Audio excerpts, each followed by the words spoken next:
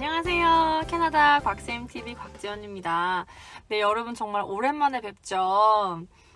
사실 제가 중간중간에 촬영을 많이 했었는데 이래저래 제가 정신없이 또 지나가다 보니까 또 업데이트 해야 되는데 놓치고 해가지고 벌써 몇 개월이 지난 것 같아요.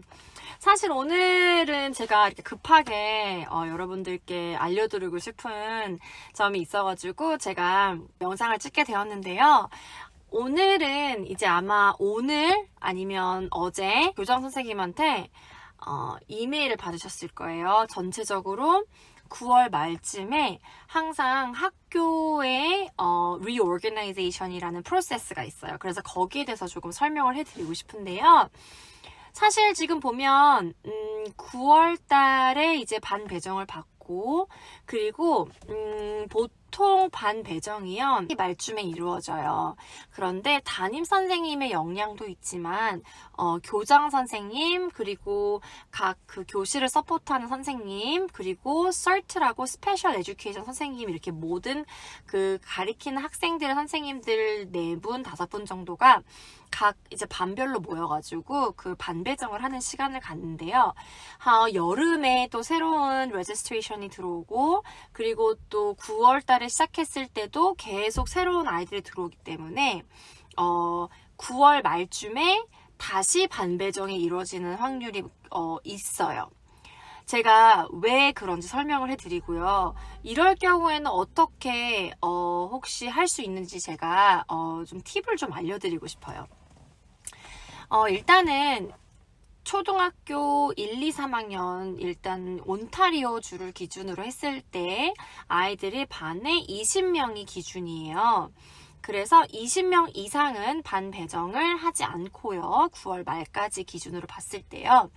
유치원 아이들은 선생님과 이제 DEC 선생님들이 계세요. 보조 선생님이 계시기 때문에 비율이 한 선생님당 15명이어서 최대 30명까지 수용을 할 수가 있어요.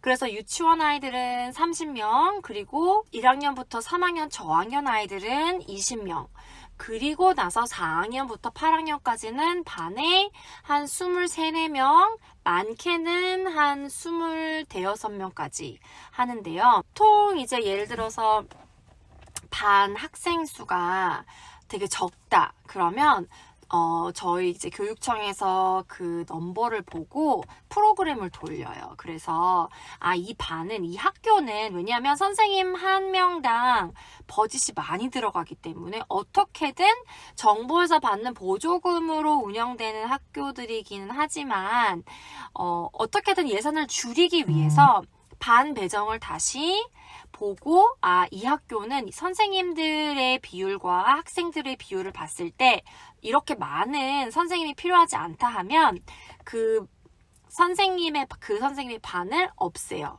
그 말은 즉슨 그 반 아이들이 뿔뿔이 다른 반으로 흩어지면서 reorganization이 되는 거예요.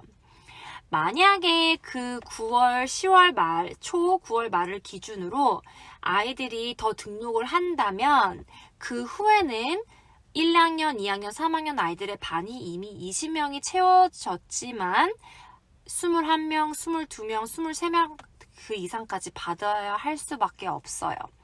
그래서 반 배정은 이제 9월 말을 기준으로 이렇게 반 배정이 다시 이루어져요. 이 반 배정이 이루어지면서 제가 이메일을 많이 받고 문의를 많이 받아요.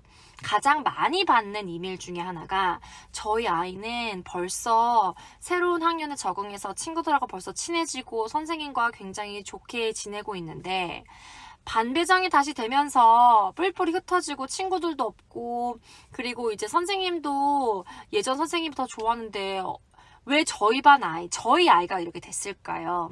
어떻게 하면 좋을까요? 라는 질문을 굉장히 많이 받아요. 한 분뿐만 아니라 굉장히 많이 받았어요. 엊그제 오늘 이틀 하루 사이에요.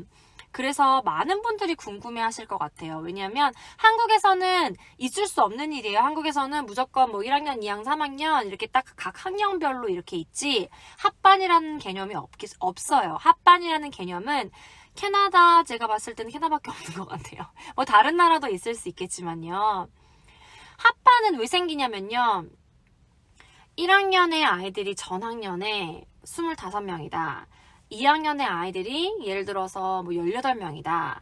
그러면 2학년 아이들의 수는 20명이 안 채워지고 1학년의 아이들이 많잖아요. 그렇기 때문에 비율적으로 봤을 때 1학년 아이들과 2학년 아이들을 합쳐서 1학년에 20명, 뭐 18명이면 1학년에 18명에서 2학년 아이들을 이렇게 좀 나눠가지고 반반씩 나누는 거예요. 그럼 예를 들어서 25명 더하기 18명 하면은 한 43명이잖아요. 그러면 이렇게 좀 이렇게 분배를 해서 20명을 채우고 거기 남는 아이들은 또 다시 2, 3학년 아이들한테 이렇게 넘기고 이런 식으로 궁극적으로는 예산 때문이에요. 그런데 삿바는 선생님들도 싫어해요.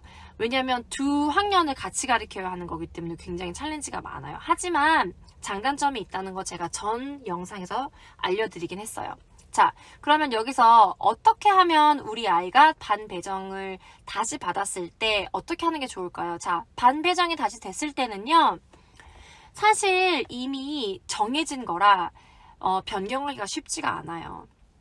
왜냐하면 엄마들도 그렇고 반 배정을 다시 했을 때 좋아할 분들은 없어요. 선생님들도 힘들어하고 부모님들도 힘들어하지만 학교 입장에서는 웬만하면 그런 체인지를 별로 안 좋아해요. 웬만하면 킵하고 싶어 하지만 어쩔 수 없는 상황에서는 반 배정을 하는데 다시 배정을 할 때는 어쩔 수 없는 상황이에요. 그런데 웬만하면 아이의 입장을 고려해서 뭐 친구들이 다른 반에 몇 명 있을 수 있게끔 이렇게 도와주기도 하고 특히 아이가 이제 특수반에 있거나 아니면 스페셜한 그런 아이 인디비주얼 플랜이 있어요. 에듀케이션 플랜이 있어서 뭐 행동장애가 있거나 아니면은 다른 그런 러닝 디스빌리티가 있는 친구들은 조금 그런 반배정이나 새로운 환경에 적응을 했을 때 좀 어려움이 있다라는 걸 어필하시면서 거의 99%는 반배정이 됐다면 다시 번복을 하는 경우는 거의 드물지만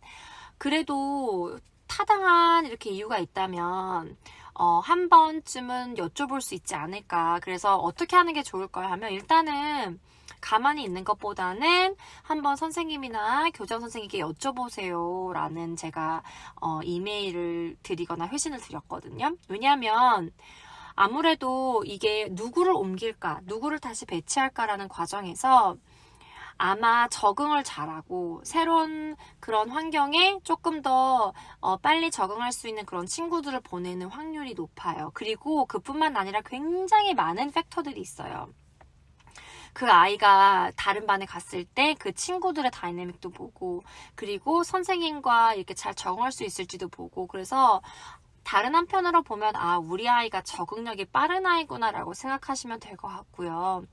그리고 아이들이 생각보다 엄마들이 걱정하는 거에 비해서 조금 더 이렇게 훨씬 더 적응하는 환경에 빨리 적응을 해요. 그래서 친구들도 금방 만들고 하기 때문에 조금 걱정은 되실 것 같아요. 하지만 정말 특별한 이유가 있으시다. 약간 특수적으로 우리 아이가 그런 변화에 대한 적응이 그렇게 쉽지 않다. 이런 경우에는 교장 선생님한테 아마 이메일을 보내셔서 우리 아이가 어떻게 옮겨졌는지 그 이유가 뭔지 왜 우리 아이가 됐는지 한번 궁금하시다면 그 궁금증을 해소하시기 위해서라도 한번 여쭤보시는 게 나을 것 같아요. 그러니까 저도 작년에 저희 반에 있었던 아이를 다른 반으로 보내야 할 그런 상황이 있었거든요. 그런데 그 이유는 예를 들어서 그 반에 랭귀지 서포트가 더 많은 그런 반이었어요. 그래서 저희 반에 있는 것보다 그런 친구들이 모여있으면 그 랭귀지 서포트 하는 선생님이 오셨을 때 더 쉽게 그 아이가 서비스를 받을 수 있기 때문이었거든요. 그럼 부모님 입장에서는 그래서 그랬구나라고 이해를 조금 더 하실 수 있어요. 그런 설명을 들으셨을 때. 그렇기 때문에 여러분들이 거의 번복하는 확률은 많진 않지만 그래도 너무 궁금하시고 정말 이건 아니다 라고 생각하셨을 때는 이메일로 여쭤보는 것도 추천을 해드립니다. 이 영상이 도움이 되셨으면 좋겠어요.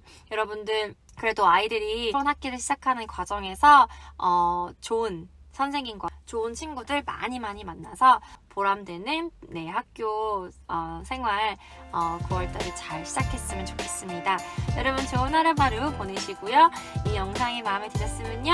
구독과 좋아요 꼭꼭 눌러주세요. 감사합니다.